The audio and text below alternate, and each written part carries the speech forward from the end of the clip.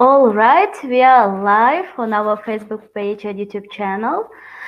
Good evening, dear friends, Bishkek American Center followers. Thank you very much for joining our session, and we are so happy to come back with our live sessions, and hope you're all doing great and well these days. And today we have the topic U.S. education system, and it's my great pleasure to introduce our guest speaker today, Joseph Wood, a wonderful guest speaker. He's an American literature professor. And today we are going to talk about U.S. education system. And please, dear friends, be active during this live session, and you can ask your questions, or you can leave any comment under this video, and after the presentation, Joseph will answer them. So thank you very much, first of all, Joseph, for joining us today. We are very grateful for this opportunity. And now I would like to give virtual floor to you, Joseph. Thank you so much, Ada. For those of you out there who are watching, my name is Joseph Wood. I am an assistant professor in the English department of literature and language at the University of Alabama at Birmingham, which is in the southern part of the United States. Normally, I teach all kinds of literature, from American literature to world literature to British literature. And I'm coming to Kyrgyzstan next month because I'm interested in the way literature is taught in Kyrgyzstan. And so I'm actually speaking with some professors at various universities throughout Kyrgyzstan. And part of what I'm doing today is someone told me about your program. And so someone told me that there was interest in learning more about the American education system. So what I would like to do then is to go through my presentation on PowerPoint. It should take about 20 to 30 minutes. And then from there, I'll be happy to answer any questions, respond to any comments, whatever works best for you, Ada, and for all of you out there watching this video. So what I'm going to do now is go share my screen. My screen is being shared. Is that correct, Ada? You can Yes. I can see your presentation. So when I run the slideshow, all of you will disappear. So I won't be able to see you guys out there or the comments you're sort of making. But what I will be able to do is answer them or respond to them once I'm done speaking. Okay. So if I could, I'm going to go to this. Okay. All right. And so one of the things that I wanted to talk about today is the education system in the United States. Basically speaking, if I wanted to kind of give an overview of the system, it really begins for most American children at the age of 5. Before then, I'm sure like many other countries, American children can either stay home from the ages of 1 to 4, or often they use daycare. And sometimes that daycare is provided through private organizations like a church or a mosque or a temple. Like if they're religious, it can just be through various sort of local charities, or sometimes there's just government-sponsored organizations that provide daycare. Once a child reaches the age of 5, at that point, they begin their educational trajectory. And in other words, how they go to school, that will run from basically ages 5 to ages 18. And there are 3 basic levels of pre-university education. There's kindergarten, which is the first level of education for a child who's 5. And that a lot of times is folded into what's called a primary school. And the primary school is what is called grades 1 through 6. Usually the ages of students there range from ages, you begin at age 5, you usually end around age 11 or 12. From there, students move into what's called a middle school. A middle school is just like as you're sort of transitioning into your teenage years. Most middle schoolers are ages 12, 13, or 14, and respectively grades 6, 7, and 8. And then finally, there's what's known as high school. And high school is done for Americans, children starting in grade 9, usually around age 14. There's 4 years of that, grades 9, 10, 11, and 12. And usually at grade 12 is when you graduate from the school system. Most kids are 18 by then. All levels of American education can be done through public schools, which are basically free schools sponsored by the government. Charter schools, which are also free schools, but the way they're run, they get some money from the government, but they also are able to do their own thing a little more. And private institutions at times sponsor middle schools or high schools, even primary schools. And sometimes those can be secular, like a religious school, or they can be non-secular, like a specific organization sponsors the schooling. Generally speaking, yeah, there we are. Public and charter schools are free of cost. Private schools require tuition. So in other words, if you attend a private school, your parents would need to pay out of pocket. That said, many of these private schools, and they can get quite expensive, they offer many need-based or performance-based scholarships. So in other words, at any given private school, there's usually a program that allows students who may do well in school, who just simply don't have the money. They'll allow them to come to that school and they'll pay for it. The school will pay for them to attend. Sometimes schools will have spots that are for students who who are what are called economically disadvantaged. And those students are what's called need-based. And sometimes the schools will pay for all of their tuition, part of their tuition, it varies. For all levels of pre-college education, the school day typically runs Monday through Friday, and it starts at 8 o'clock in the morning. For most schools, they finish around 1500. There sometimes is variety depending on the school. Some schools I know go to 1430. Some go as late as 1800. It just really depends on the school.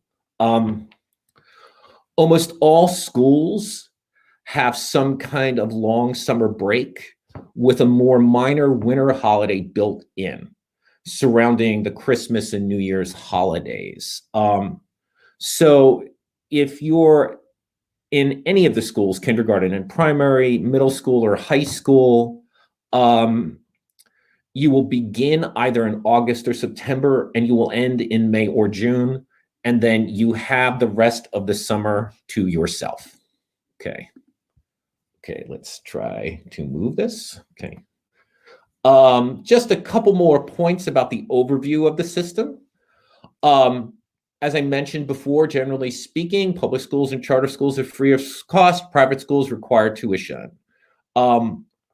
Where a student attends public school, so if the student doesn't want to pay money, or the parents don't want to pay money, and they don't want to attend what's called a charter school, but just a public school, which is just a school sponsored by the city or state government, that where you go to school is dictated by which area of a city or town a student lives in.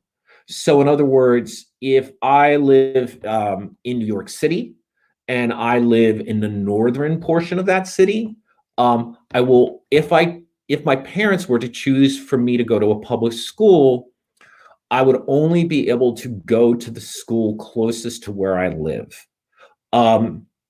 Now, there are exceptions to this. There's something what's called magnet schools. And a lot of times these are specialty schools done by application. So if a student shows promise in the performing arts, like, an actor or a musician, if a student is interested in studying foreign language intensively in high school, there are specialty schools that a student can use. And so in this case, a student would be able to apply to what's called this public magnet school, and then you would be able to attend it. So to use my previous example, if you had a student who lived in the northern tip of New York City, but the magnet school was way across the city in the southern portion, you'd still be able to attend if you got into it. And that's the only exception. That dictation about where you live does not apply usually to private schools, nor does it apply to charter schools. And the last thing about the system, as an overview that I would mention, is that states dictate their education requirements. So I know that in many countries, the national government has a set of rules that all schools that are funded by government money must follow.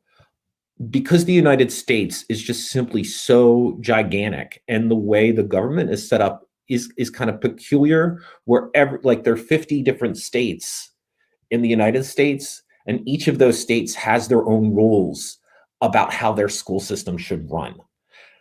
And so what winds up happening is that you just have very, very different ways of education happening. So a child who grows up in California could have a very different educational experience than a child who grows up in New York. On top of that, cities and towns can also put their own rules in, right? So that if I grew up in the state of New York and I went to a school in New York City, and then say I travel 300 kilometers west and go to a school in Schenectady, New York, the town Schenectady might have a completely different way of running the school than the one in New York City. And as long as they're adhering to some like basic rules that the state of New York gives, they can run their schools as they see fit in each town. And so what winds up happening is just a lot of times the quality of the education, what's covered in the education, things like that can just be so wildly different. Okay. For most American children, kindergarten is where you begin your schooling. It's an introduction to formal schooling that happens between the ages of 5 and 6. And I'm sure, like many early education in countries around the world, it starts very basically. You're learning the alphabet, you're learning to read, you're doing early math, very basic subjects. A lot of times you have time to do art. A lot of learning happens through play. And so that idea of like having rigorous subjects that you cover every hour on the hour, that's just not so. And so what winds up happening is that children in that first year are really just kind of making the transition from just like living at home to the structure of school and just beginning to learn their subjects in the most rudimentary of ways. Many kindergartens are folded into primary schools. So for most parents, if you send your child to a kindergarten, you will use the same school to move into first grade and then up through sixth grade. And finally, as I mentioned, seen as a time where children are introduced to the norms of formal education, both in academic and social senses, right? Because part of school, right, it's not just about learning subjects, right, or just intellectual pursuits, but it also teaches you how to socialize, how to adhere to like professional situations, how to evolve socially. There are just schools have very multifaceted purposes, and kindergarten is really the introduction to all of them. Okay. From there, you move into what's called a primary school. Primary schools begin with kindergarten, but beyond that go through grades 1 through 5. Typically, most American children will be ages 6 to 12 at this level. And again, it can be done either publicly or privately.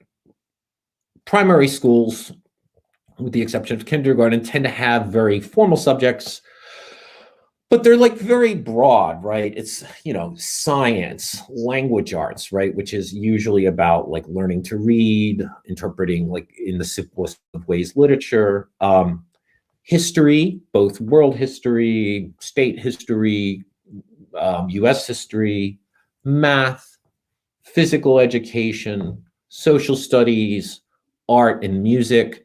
And so primary schools, as a student goes along in a primary school, what winds up happening is their day is often ordered according to subject. So every morning at 9 a.m., they may have an hour-long math class. The next hour, they may have physical education. Then they may have lunch. And so what winds up happening is that a student's schedule is pretty rigorously laid out. Each year, students are required to take regular tests and exams. Usually these exams happen every quarter, so like about every 3 months. Sometimes they'll have half-year exams or end-of-year exams. And these are usually dictated by the school, although depending on the state, there are what's called standardized tests that students may take to just see how the school is doing academically. Outside of that, most days students are required to do daily homework. I was going to bring up a web page to show you an example, but I see I'm already at 14 and a half minutes. So I'm going to actually hold off on that, and I can address that in the question and answer section, or I can just send it on post presentation. For middle school, it usually lasts 3 years, grades 6 through 8 typically. It's seen as a transitional time to move from the basic, more general education of primary school into more subject-specific, rigorous study. So in other words, in primary school, you might just have a course that's called math, right? But middle schools actually then break it down. So you have Algebra 1, maybe your 6th grade year, and then move to 7th grade. Likewise, instead of having just general science in primary school, you might get more specific. You'll have a biology in maybe grade 7. You might have chemistry in grade 8. It just differs by the school, but it's usually a time where you start to move into a more kind of formalized, rigorous, and specific kinds of education. Sometimes students start a foreign language, and that foreign language education a lot of times is taught in a less detailed way than in high school. You move slower, I guess is the way I would say that. Depending on the size and the type of the school, this middle school, it's a time where students do not stay in the same classroom for the entire day, but move classrooms between subjects. So, I may go from one room in the school at 8 a.m. into my first, say, math class. It's at that point, from there, I move into maybe my science lab, which is halfway across the school, right? On Also notably, depending on their school, there can be early quote unquote practice tests, meaning they don't count. For standardized tests, most universities require students to have in order to apply for admission. Usually these practice tests, and I mentioned it later in the presentation, but I'll say it now, there are two types. There's what's called an SAT and an ACT. Most colleges require these kinds of tests, and you take them outside of the school you're in, but they're national tests. Once you finish grade 8, so you've been now in the school system, well, if you start at age 5, you end middle school at age 14 usually. So high school then is that final 4 years between the ages of 14 to 18. It's the last piece of compulsory education. So in other words, kindergarten, primary, middle, and high school, you are not allowed to stop attending school. It's against the law. There are some states where you may be allowed to, quote unquote, what's called drop out early, right? Like at the age, you stop attending school at the age of 16. But you have to go through a lot of pain.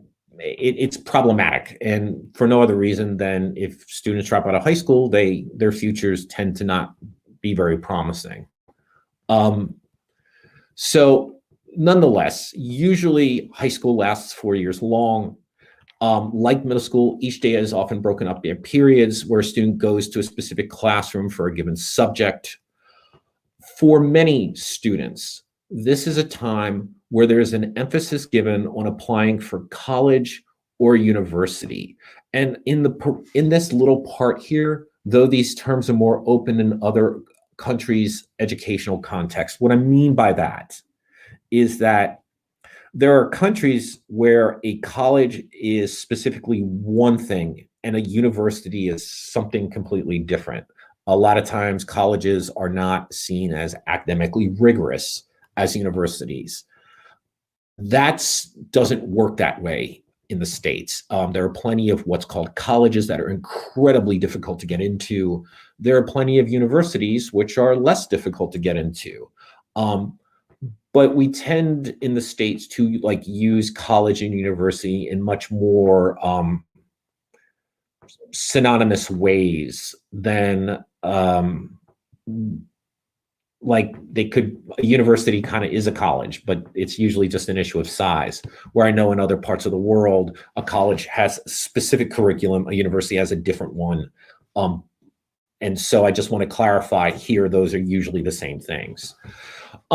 If a student isn't anticipating on going to a college or university, there can be a discussion of moving into more specific kinds of job training, for instance, electrical repair, computer coding, etc.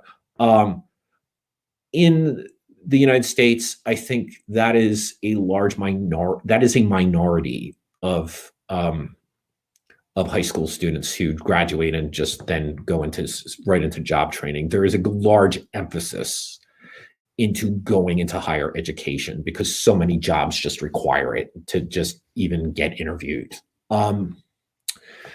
Like middle school, each year, students are required to take specific areas of study within science, math, English literature and language, history and social studies, and foreign language, again, depending on each state's requirements.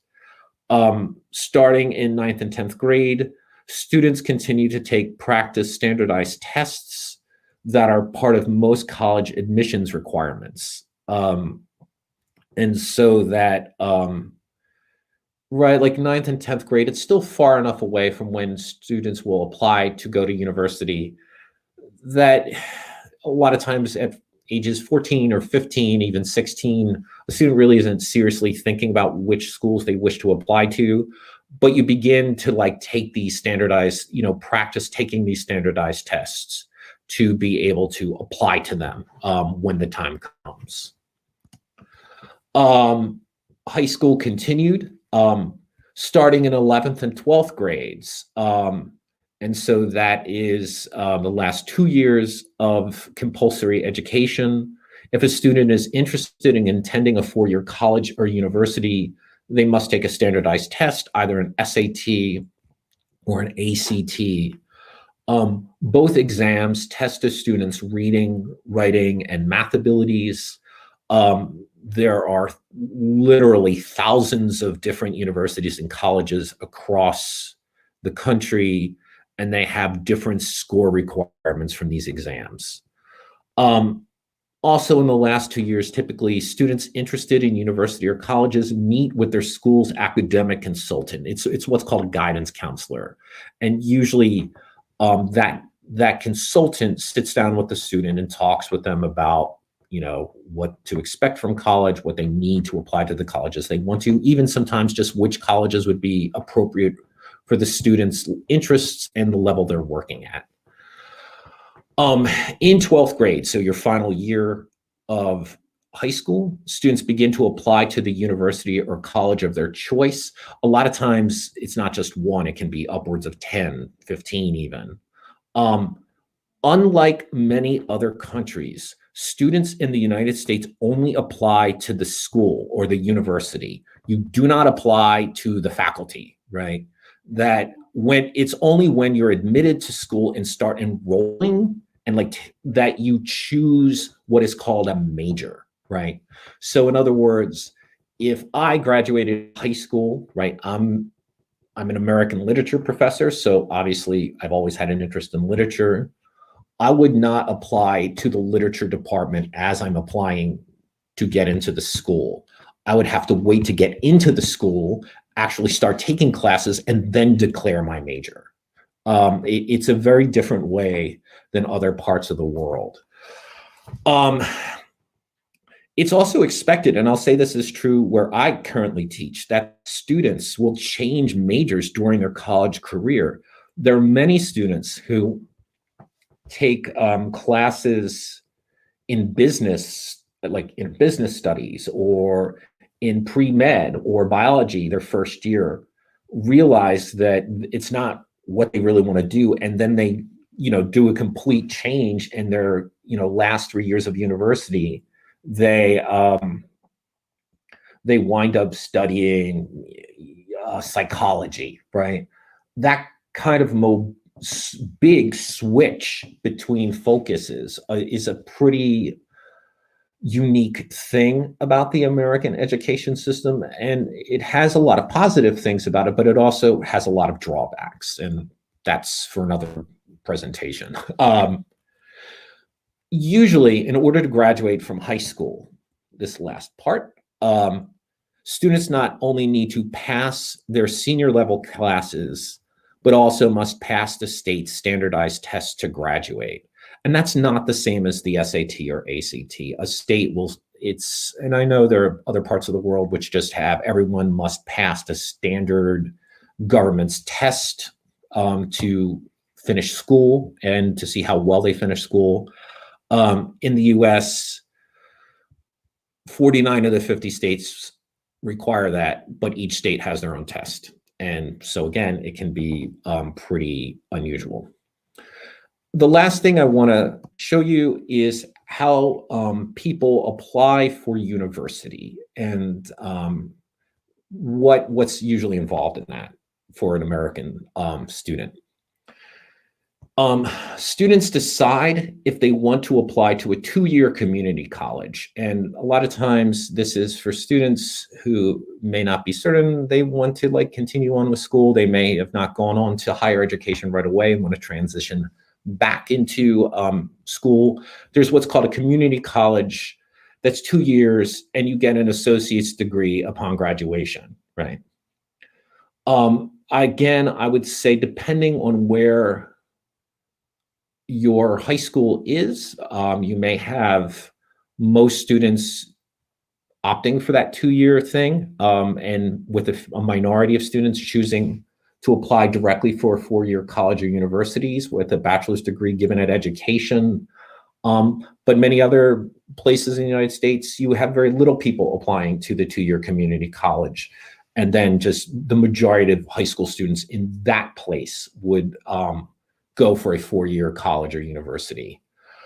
Many students move from the community college into 4-year college upon graduation. Students, when they apply for university, even as early as their 11th grade year, will take the SAT or the ACT, or sometimes both. And a lot of times, students will try to take the exam numerous times to try to achieve the highest score possible. The university will often have requirements concerning a student's grade. So if you're applying to, say, Harvard, right, or Princeton, or like the highest of universities in this country, well, they want to make sure that you're earning the highest grades. And so a lot of students' grades are recorded in what's called a transcript, and that these transcripts are sent to the school as part of the student's application. More prestigious universities will ask for things like admission essays. So like, a school may ask you to write about why you want to attend that school, or they give you a specific prompt to make you think creatively. It just differs by each school. Some more prestigious universities want a list of extracurricular activities. What are you doing outside the classroom? Are you volunteering? Are you in a sport? Various things. And the list, I could just go on, but I'm just going to end there, right? Like, there are many factors just besides grades a lot of times that many of these elite universities are looking at. The last thing I will say is that while a student can get a scholarship to a university, a grant, just like a specific amount of money that the student doesn't have to pay back, or a loan to offset the cost of higher education, there is no university in the United States that I can think of that is just universally free. Often the cost of education, which is exceedingly high in the United States, is a large factor in which schools students choose to enroll, and how. So I'm at about 30 minutes. So what I'm going to do is now end the show, and then I'll come back to seeing all of you, and then I can take questions. Okay. Mm-hmm. Okay. Great. Thank you. Thank you very much, Joseph, for the great presentation. We started to receive the question. Let me check the comments box. And I will show, hello, Joseph. Thank you for great session. It was so great to get introduced to your education system. Have you been in Kyrgyzstan before? Never. I have never. I'm very excited and eager to learn about it. My understanding is that the education systems between the two countries have some similarities, but they're actually pretty different from what I understand. Yes. I think we have we study 11th grade, but in the United States there are 12th grade, yes? Right. I understood. Yes, but do you read some articles or check the internet, like looking for photos of our Kyrgyzstan? I did. One of the things, because I teach primarily college, one of the things that I'm looking at right now is just how college teaching happens. And even it seems, for instance, that I know in Bishkek, there's the American University of Central Asia. And I know the way that university teaches its students is so very different than, say, the way the Russian-based university teaches its students in Bishkek, or even then there's the Turkish-based university, which has another different way of teaching its students. So I'm just beginning to learn about the variety of different ways. I hope in the next 2 or 3 years, I'm able to answer this question in a much specific way. Great. The next question, will you organize some literature talks or discussions in Kyrgyzstan? I plan to, yeah. I am coming to the American Corner in Bishkek. Mm-hmm. The date I have is August 18th, and then I'm looking. I just started sending out letters to the American Corners in Karakol, in Khan, Mm. and maybe even Osh. I just have to see how much time I have. Yeah. Wow, wow, so many corners Yeah, I know. and Yes. places. Yes. Wonderful. I think everyone, yes, in regions will also have this wonderful opportunity to have you there. Thank Yeah, you. I'm very excited to learn more about it. Thank you very much for your answer, Joseph. The next question is: do American students have extracurricular activities? How this is organized? Sure. So to my mind, the extracurricular activities usually they happen in a few different ways. A lot of times, if a student, the most common form is athletics, right? So if a student is good at basketball or baseball or Amer- American football, Mhm. football, or what we call soccer. Mhm. A lot of times schools will have their own teams that then the students will then play for. Um, Now there are times where a student can do that outside of school and like through their neighborhood or through like a local sports hall or something like that. Um, but usually it's through the school. Likewise, if a student is interested in music, if a student is interested Mhm. in visual art, if a student does photography, as the student gets more advanced, particularly middle and high school students, the schools Mhm. themselves will sponsor different clubs um, where they can do these extracurricular activities.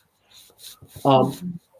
Finally, I would say that a lot of times students, of all ages, they partake in different what's called after school activities, and these after school activities can be done by organized by the city government. It can be organized by a specific nonprofit organization. It can be sponsored by a church, a mosque, a religious organization.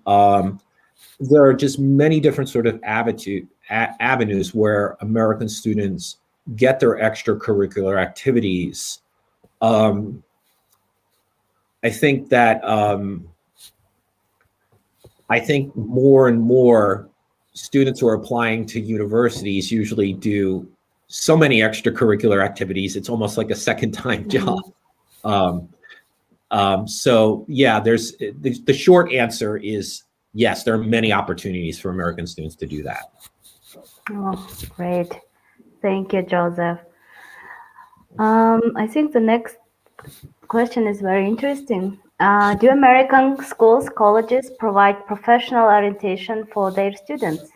That's a great question, actually. I think that um, in high school, that's when it really starts, to my mind. Mm. Um, and so I think that what is unique about American education as opposed to say like other European, even more in or Asian models, is that in order to get a job that pays decently, most employers want to see that you've undergone 4 years of university minimally. Um, and that has there's something to be said positively about being more educated. There is also something a bit negative about it if you think about the amount of money that costs. Mm. And usually, as a result, what winds up happening is that you have high school students focus very largely on just getting into university, Like this is something that just becomes a hyper focus. And because so many need to, that idea about like talking about careers or Mm-hmm. talking about what to do with your field of study, um, that is not really talked about a lot of times until college or university. And part of my job is to have is usually I have students who are just 21, 22 years old, just about to finish their college Mm-hmm. education, and they're like, what job do I get with a literature degree? And then I have to sit down and like calm them down and tell them they haven't wasted their future. Like just basically, talk about that, right? And so I think what winds up happening for many American students is that idea of what do you do with your studies? Like, how does that translate into work?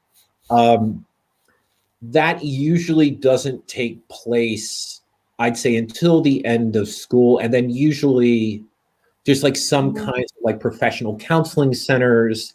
Sometimes there's what's called job fairs where different employers come or different to the Mm-hmm. university itself. Sometimes students will graduate university and not really know what they're going to do, and that they're in the work world just like kind of like trying to figure out their next move for like 2 or 3 or 4 years, right? And so I'd like to think that there are numerous opportunities for students to get Mm-hmm. professionalized, but in truth, I think a lot of times people are so hyper focused on school and university admission that they lose track of what they're going to do with that. And so a Mm-hmm. lot of times it's people like me, just professors who the students may know personally, that come up and we're just like, okay, let's talk about what the steps you need to take. Mm-hmm. Does that make sense? Yes, yes, Joseph. Yes, thank you very much. But I heard that many American students after the school, I mean, they have kind of 1 year gap just to think Yeah, about yes future yeah, like. yeah. That is, I will say that is becoming more popular with Mhm, students.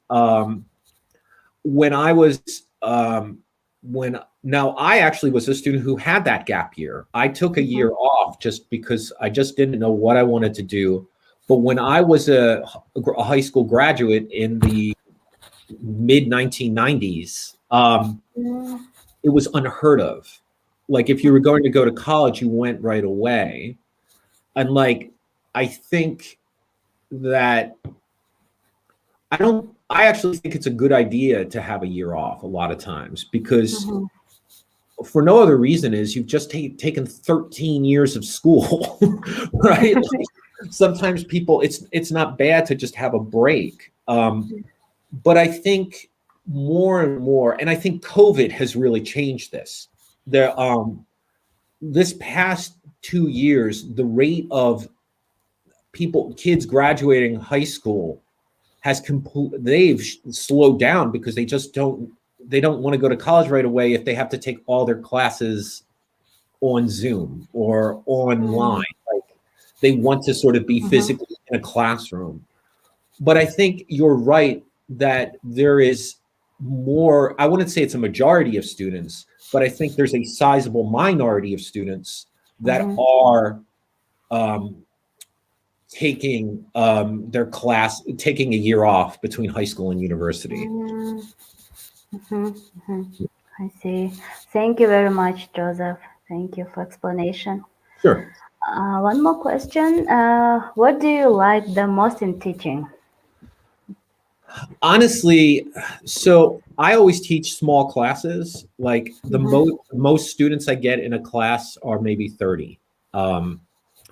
And so a lot of times what I like most in teaching is because I teach literature, and because I can teach, the history of a particular writer or like mhm, a history of a particular society, for me, I'm always just most interested in just learning about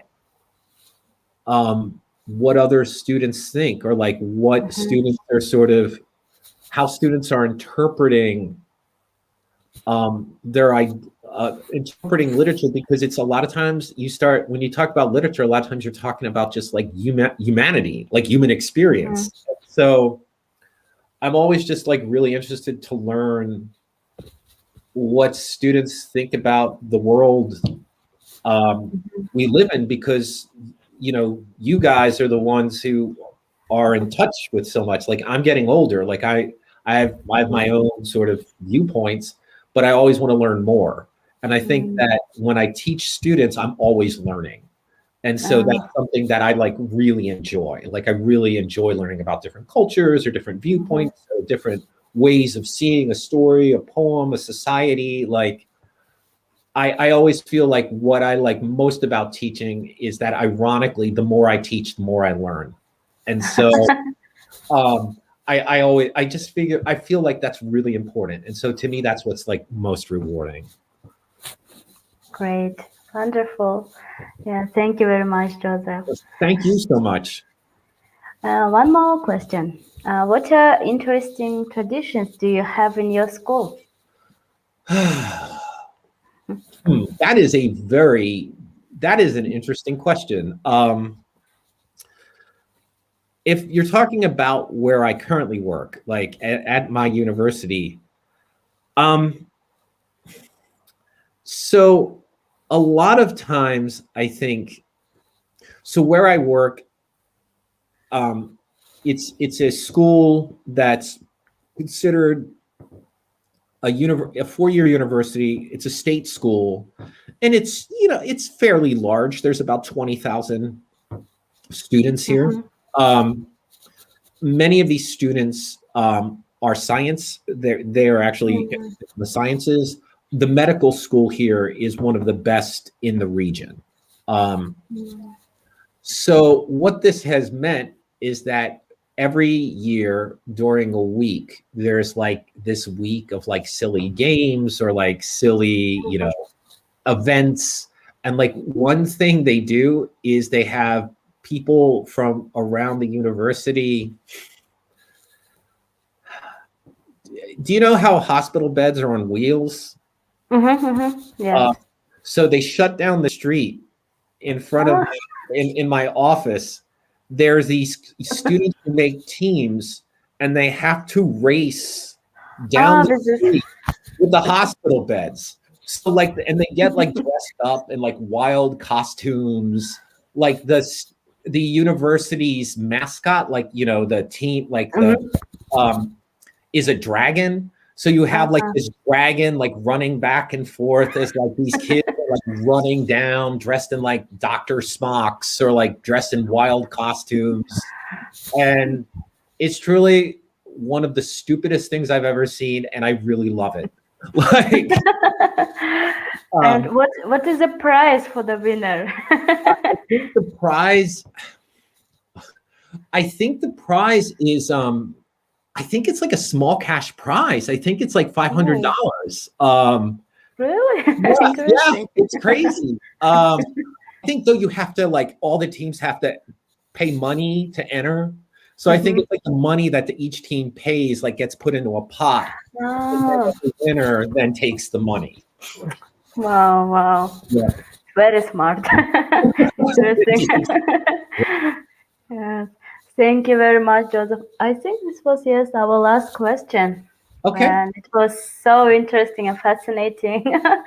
I really like the questions. And Yeah. yeah, thank you very much for your Thanks. answers and Yes. explanations. Yeah, absolutely. And thank you all for having me. I really appreciate it, and I look forward to working with you guys some more. It's been a real pleasure. Yes, thank you to you, Joseph. It was really, really wonderful session, and we were happy to have you today. Okay. So it's time to close up our sessions, and Okay. thank you very much, everybody. So please take care of yourself and stay healthy this hard time. But see you in our next sessions. Bye bye, everyone. Have a great evening. Have a great Bye. day for those who are watching us abroad.